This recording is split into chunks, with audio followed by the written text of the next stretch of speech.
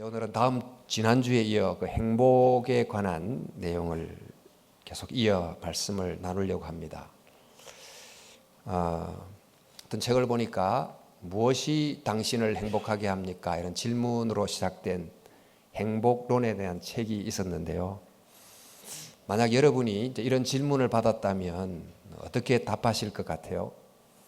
이제 구역에서 모여가지고 서로 우리 무엇이 최근 나를 행복하게 하나 이런 이제 질문을 던지고 서로 그렇게 이야기를 하면 굉장히 이야기거리가 많이 있을 것 같습니다. 그래서 오늘 이렇게 또 결혼 인사도 신혼부부가 했지만 근데 어제 제 아들을 장가 보내신 우리 신집사님이 그 혼주 대표로 인사하면서 여러분 앞에 제가 춤이라도 추고 싶다는 또 혼주 대표 인사를 하셨는데 이렇게 장가를 보내면 얼마나 행복합니까? 이게 행복하게 하는 거죠. 또 우리 일상 속에 정말 갓 볶은 커피 향을 마시면서 또 모차르트 음악을 듣고 그러면 행복할까요? 네, 벌써 행복한 느낌이 확 다가옵니다. 네. 또 부부가 서로 또 바닷가에서 파도 소리를 들으면서 저 지평선을 바라보고 대화할 때 행복할까요?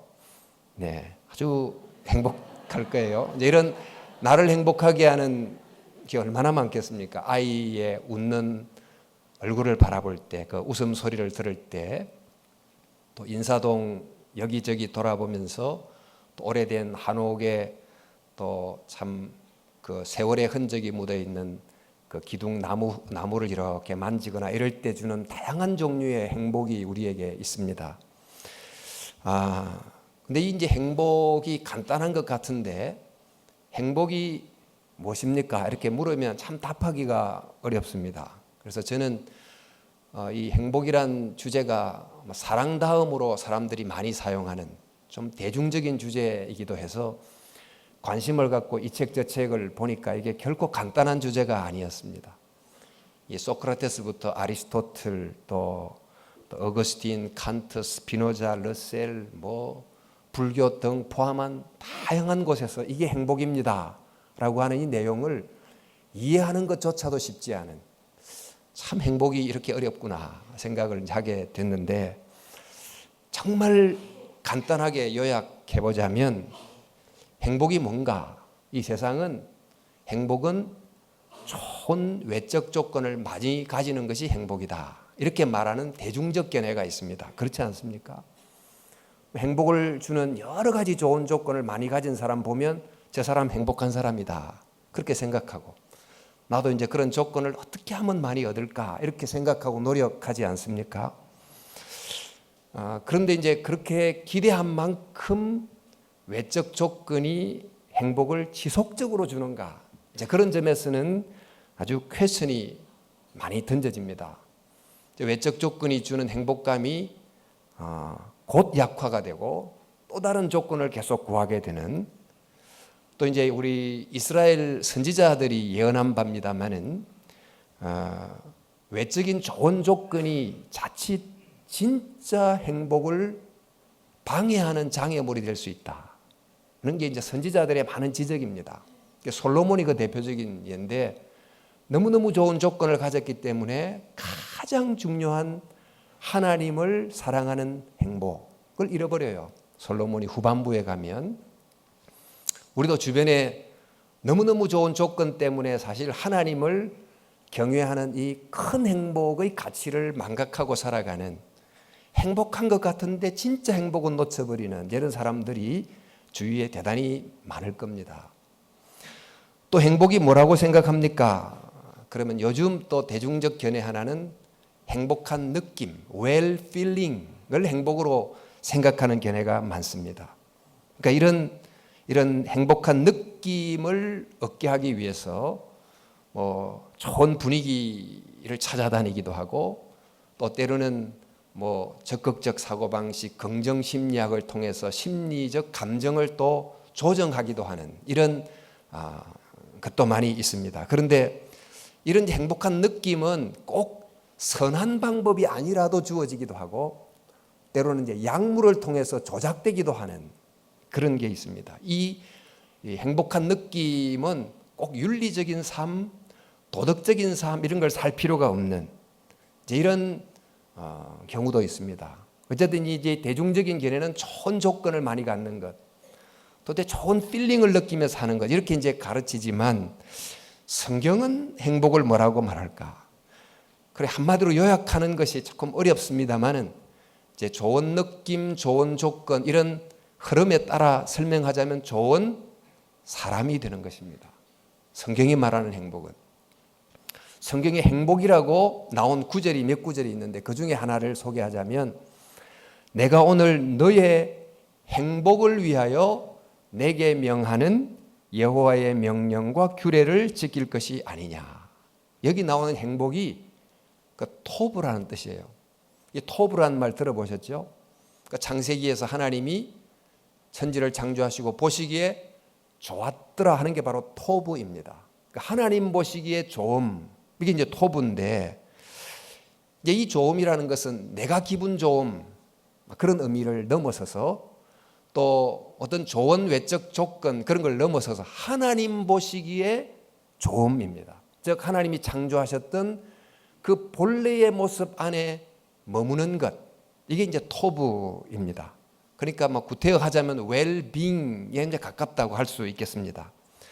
그런데 이 좋음, 이 곧 행복인데 이 좋음의 상태가 어떻게 유지되는가? 오늘 말씀에도 여호와의 명령과 규례를 지킬 때 유지가 되는 것입니다. 우리 아이들이 놀이터에서 신나게 놀고 있습니다. 근데 조금 가면 위험한 어떤 물체가 있으면 그 위험한 것으로부터 아이를 보호해주기 위한 안전 울타리를 이렇게 쳐주면 그 울타리 안에서 아이들이 신나게 행복하게 놀지 않습니까? 아담이 선악과를 따먹지 말라고 하는 하나님의 명령이라는 그 안전 울타리 안에 거하면 그 에덴에 있는 모든 행복을 만끽하며 살아갈 수 있는 것입니다. 그러니까 이 행복이라는 것은 하나님의 율법 안에 거하는 하나님 보시기에 좋음의 길을 걸어가는 것이 행복이다. 이걸 이제 우리에게 알려주는 것입니다. 또 성경에 보면 이런 말씀이 나옵니다. 이스라엘아 너는 행복한 사람이로다. 여호와의 구원을 너같이 얻은 백성이 누구냐? 그는 너를 돕는 방패시요 내 영광의 칼이로다. 이렇게 되어 있는데 여기에 나오는 행복이 에쉐르라는 단어인데 이 에쉐르라는 단어는 바르게 걷다, 바르게 행하다는 동사에서 파생된 단어입니다. 즉 행복이라는 것은 하나님의 뜻을 따라 걷는 삶, 또 바르게 행하는 삶, 그게 곧 행복이다. 또 그렇게 걸을 때 주어지는 선물이 행복이다. 이런 뜻이 되겠습니다. 우리 시편 1편에도 보면 복 있는 사람은 악인의 꾀를 쫓지 아니하고 죄인의 길에 서지 아니하고 이렇게 되어 있는데 여기서 복이 바로 에쉐르입니다.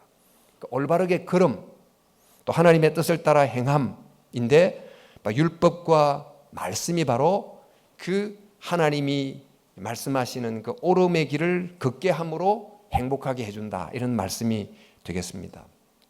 우리가 지금 레위기를 쭉 큐티를 통해 묵상하고 있는데 레위기가 계속 강조하시는 주제가 하나 있습니다. 내가 거룩하니 너희도 거룩하라고 하셨습니다.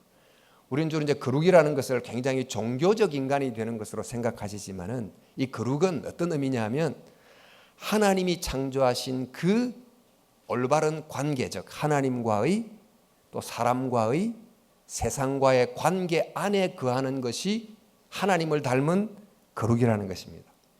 바로 이 거룩을 목표로 삼고 살아가면 행복이 부산물로 주어진다. 이게 이제 성경의 가르침입니다.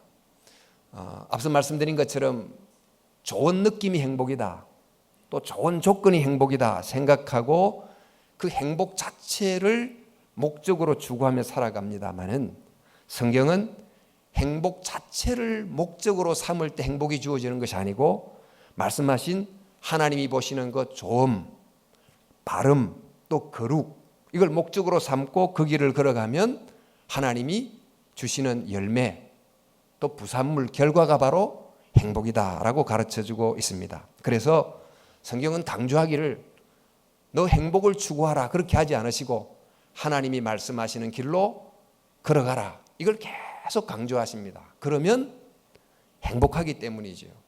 그러면 이제 이 성경이 말씀하시는 그 행복의 길, 행복을 가능하게 한 길이 어떤 길일까? 이제 이 속에 기독교의 핵심 가치가 들어 있습니다만은 그 첫 번째가 지난주에 말씀드린 그 믿음입니다. 이제 믿음이란 하나님을 믿는 것인데 조금 더 좀 풀어 쓰자면 하나님이 계심을 믿는 거지요. 조금 더 풀면 그 계신 하나님이 나에 대하여 하신 말씀이 옳다고 믿는 것입니다.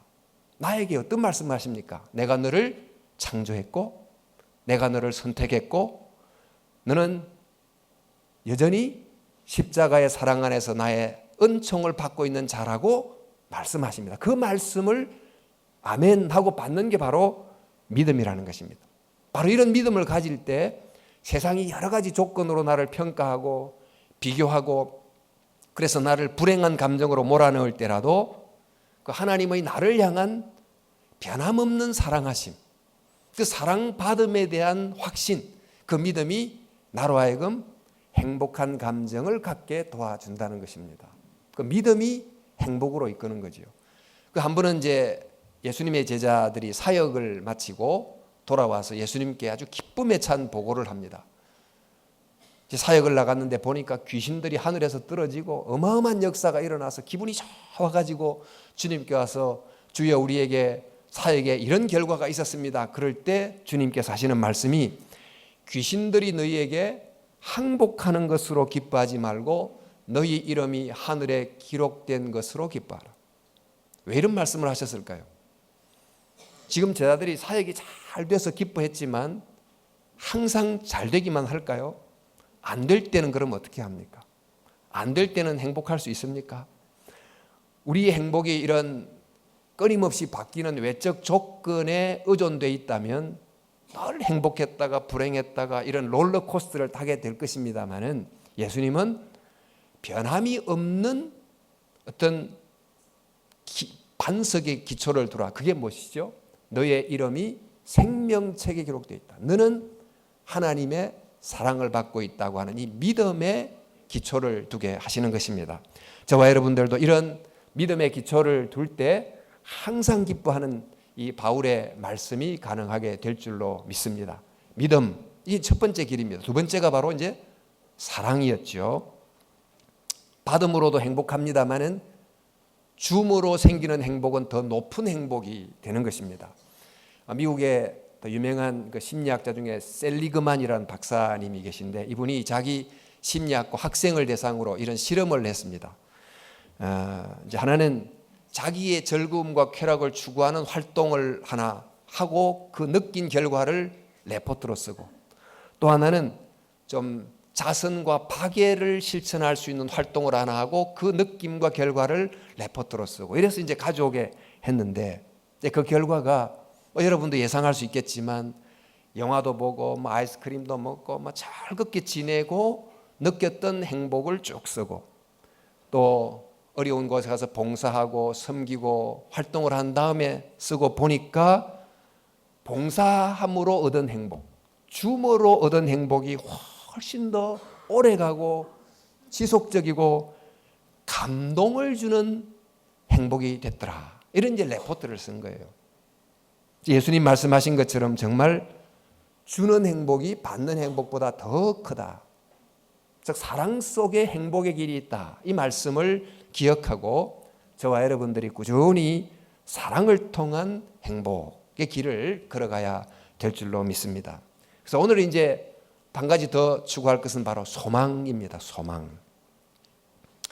우리가 이제 오늘 시편 73편을 읽었습니다만 이 73편은 그 부조리한 현실을 보고 막 고뇌하고 회의에 빠졌던 한 시인의 경험을 담고 있는 시편인데 시인의 19절 속에 이런 구절 한번 보시면 나는 거의 넘어질 뻔하였고 나의 걸음이 미끄러질 뻔하였으니 이는 내가 악인의 형통함을 보고 오만한 자를 질투하였음이로다. 그들은 죽을 때에도 고통이 없고 그 힘이 강건하며 사람들이 당하는 고난이 그들에게는 없고 사람들이 당하는 재앙도 그들에게는 없나니 그러므로 교만이 그들의 목걸이요 강포가 그들의 옷이며 이제 시인의 이 현실을 보고 느낀 그 좌절, 또 회의, 이런 이제 감정이 19절에 쭉 담겨 있습니다.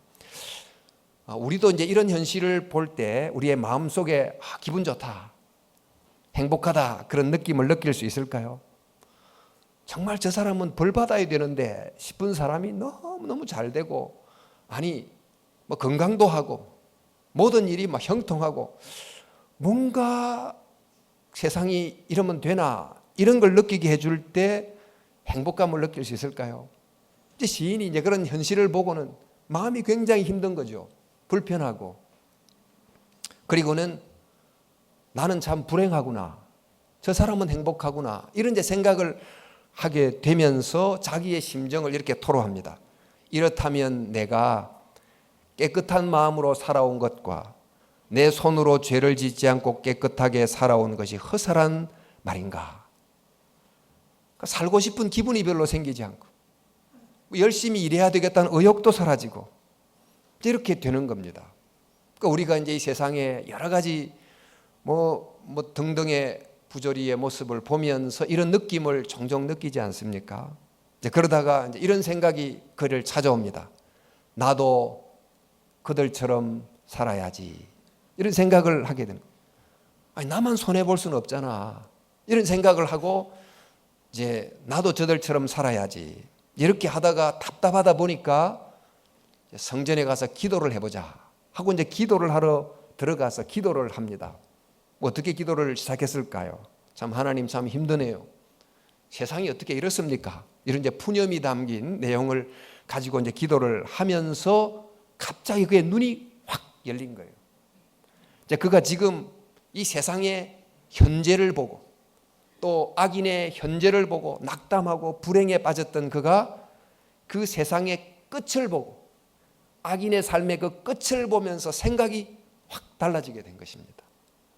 우리 시편 73편 16절 17절에 보니까 마침내 하나님의 성소에 들어가서야 악한 자의 종말이 어떻게 되리라는 것을 깨닫게 되었습니다. 그러니까 모순과 부조리로 찬 현재만 볼 때 의욕이 상실되고, 나도 이제 뭐 저 사람처럼 살아야지 생각했다가 하나님의 공의가 이루어지는 그 마지막을 바라볼 때 생각을 다시 고쳐먹게 됐다는 것입니다. 그래서 그 끝을 모른 채로 지금의 형통, 지금의 쾌락에 취해 살아나가는 저 악인이 행복한 게 아니고, 오히려 지금의 상황이 힘들더라도 의롭게 살아나가는 자의 삶의 마지막이 복되다는 것을 기억하는 그런 시인이 마음을 깨닫게 된 거지요. 그래서 이제 이른바 소망을 가지면서 행복을 되찾게 된다. 이게 이제 시편의 고백입니다. 이렇게 이제 현재만 보던 시인의 시선이 저 멀리를 바라보다가 드디어 높이 계신 주님을 바라봅니다. 그리고는 이렇게 고백합니다. 하늘에서는 주 외에 누가 내게 있으리요, 땅에서는 주밖에 내가 사모할 자가 없나이다. 그러면서 결론을 내리기를 하나님께 가까이함이 복이라. 내가 하나님을 가까이하고 하나님이 말씀하시는 토브, 에쉐르, 그 조음과 오름의 길을 걸어가는 것이 진짜 행복이구나 하고 이제 행복에 대한 바른 성경적 뜻을 붙들고 살아가기로 결심하는 내용이 이제 시편 73편이 되겠습니다. 여러분, 아무리 힘들어도 소망이 있으면 그 사람은 행복할 수 있습니다.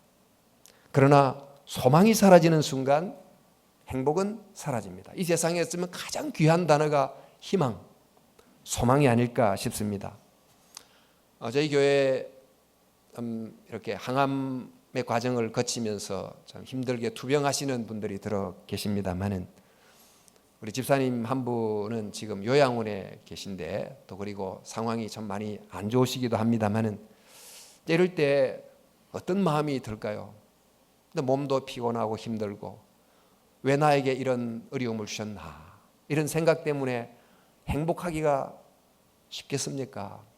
근데 이 집사님이 요양원에서 계속해서 비슷한 형편에 처하고 계신, 요양하고 계신 환우들에게 매일매일 전도하는 거예요.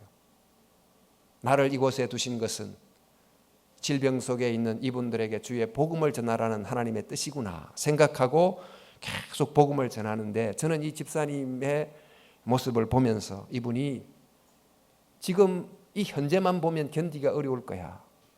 그러나 이분은 지금 이 현재만 보지 않고 하나님이 그에게 베풀 그 마지막을 바라보고 살아가시는구나.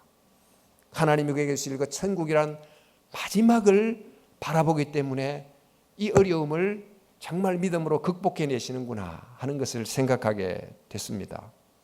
우리 셰익스피어의 희곡 중에 제목이 끝이 좋으면 모든 것이 좋다, 이런 제목의 희곡이 있습니다. 여러분, 끝이 좋아야 진짜 좋은 겁니다.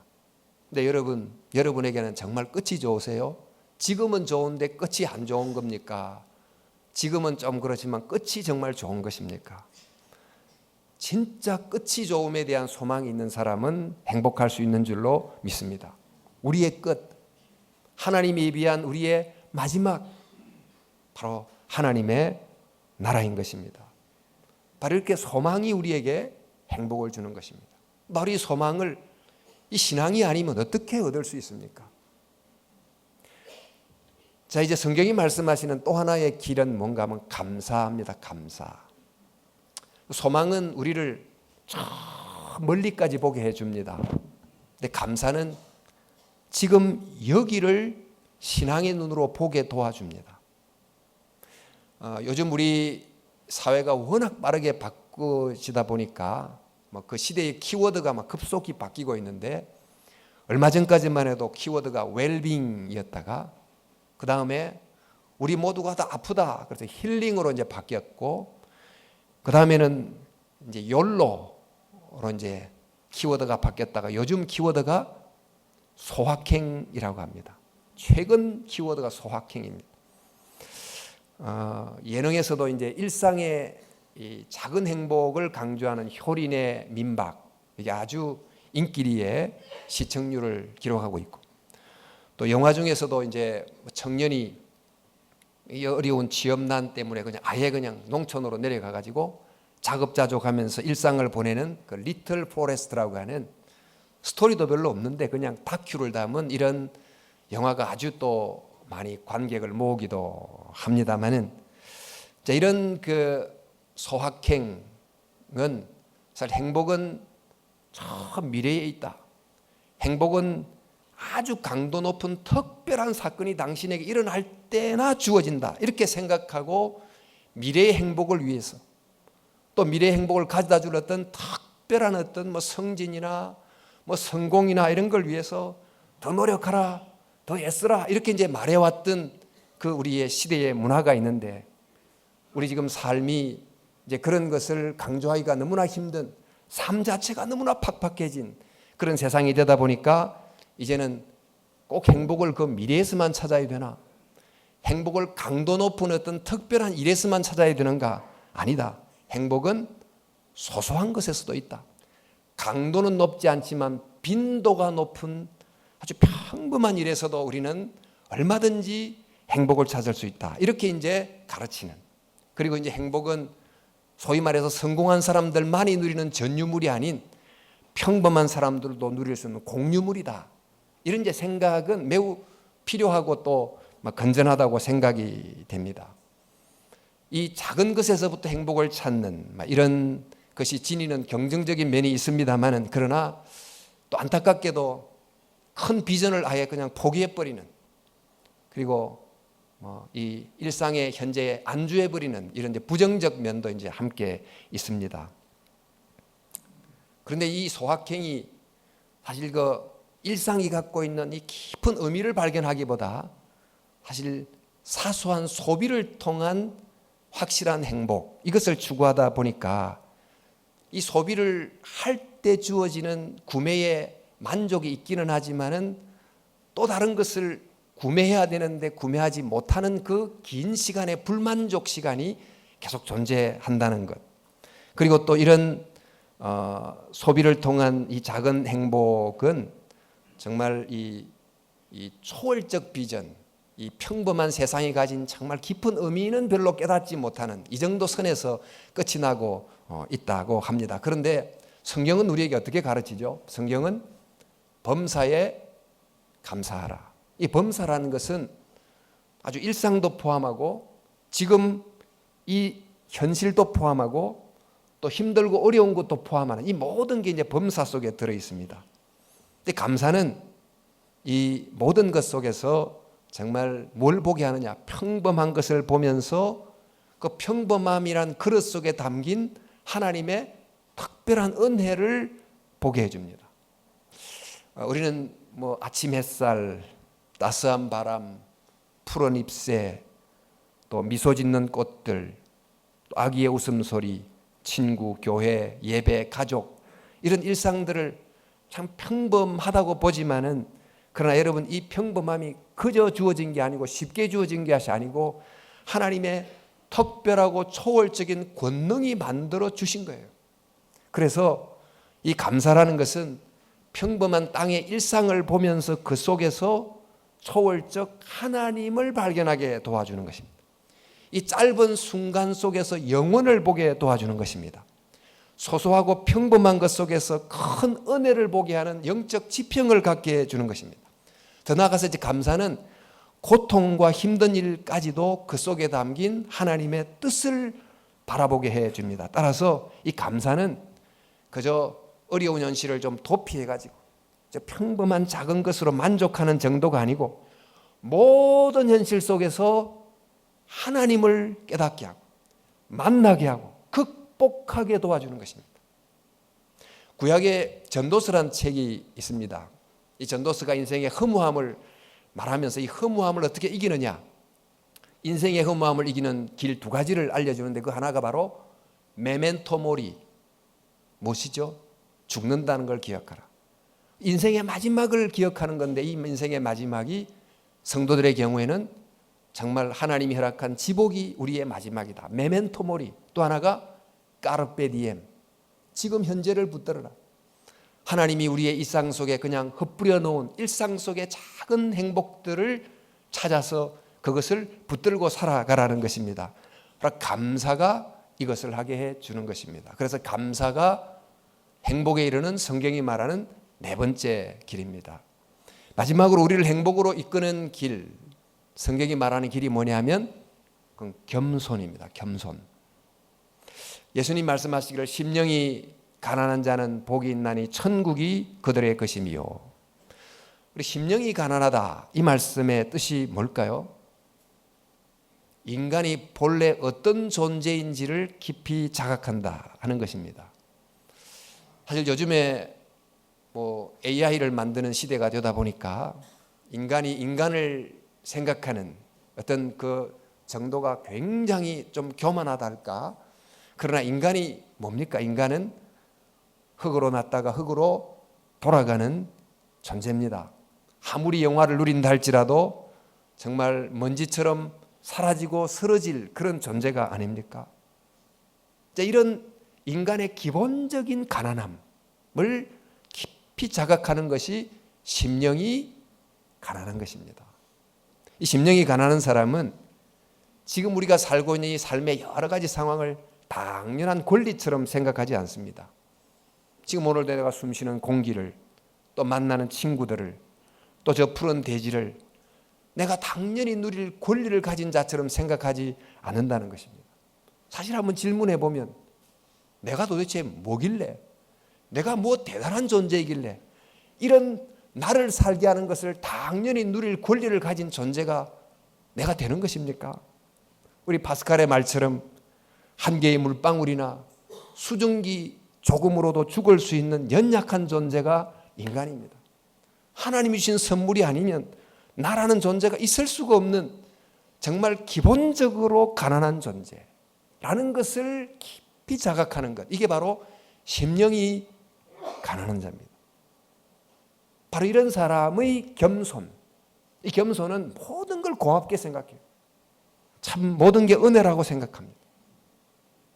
물이 낮은 곳에 고입니다. 은혜도 겸손한 마음속에 머무는 것입니다. 그래서 성경이 말씀하기를 진실로 그는 거만한 자를 비웃으시며 겸손한 자에게 은혜를 베푸시나니. 그리고 또 다른 구절에서는 하나님은 교만한 자를 물리치시고 겸손한 자에게 은혜를 주시나니 이렇게 되어 있습니다. 겸손하면 작은 것에도 고마워하지만 나 같은 존재가 이렇게 살아있음 자체를 굉장히 고마워하고 감사해야 합니다. 나의 나된 것이 다 하나님의 은혜구나 생각하고 겸손한 마음을 가지면 그 빈 마음의 그릇에 하늘 행복이 언제나 담긴다. 이게 성경의 가르침입니다. 자, 여러분에게 무엇이 행복입니까? 지금 이 세상은 좋은 조건이 행복이다. 또 좋은 느낌이 행복이다. 이렇게 하지만 성경은 무엇을 행복이라고 그럽니까? 하나님 말씀하시는 좋은 사람이 되는 것이다. 즉 토부의 길, 아쉐르의 길을 걷는 사람이 되는 것입니다. 하나님이 창조하신 그 본래의 모습의 그 좋음에 거하는 사람. 그 사람은 어떤 사람입니까? 즉 사랑받음에 대한 흔들리지 않는 믿음을 갖고 있는 사람. 또 자기의 행복에 갇히지 않는 주는 사랑의 행복을 아는 사람. 또 먼 미래, 하나님이 약속하신 하나님 나라의 먼 미래를 보는 소망의 눈을 가진 사람. 또 일상의 길에서 하나님이 뿌려놓은 행복을 발견하는 감사를 아는 사람. 마지막으로 정말 자신의 비천함을 잊지 않는 겸손한 사람. 이 5가지가 성경이 가르치는 핵심 가치입니다. 믿음, 소망, 사랑, 감사, 그리고 겸손. 여러분, 이 5가지를 붙들 때 하나님께서 이 땅에 허락한 행복을 누리게 될 줄로 믿습니다. 마침내 궁극적 행복, 천국을 얻게 되는 것입니다. 삶의 다양한 상황 속에서 생길 수밖에 없는 여러 가지 불평, 불만, 낙담, 좌절, 이런 부정적 힘을 어떻게 극복하며 살아갈 수 있을까요? 흘러가는 물 위에 파도가 치지만은 거대한 강물이 밑에서 조용히 흘러가는 것과 똑같이 삶의 강줄기에 여러 종류의 이런저런 파도가 치지만은 주님이 주시는 깊은 행복이 우리 속에 흘러가게 되면 우리는 하나님 걸어가라고 하는 그 길을 끝까지 완주하며 가게 될 줄로 믿습니다. 저와 여러분이 이렇게 진정한 행복을 성경에 말씀하시는 길 속에서 찾으며 걸어갈 수 있기를 주님의 이름으로 축원합니다.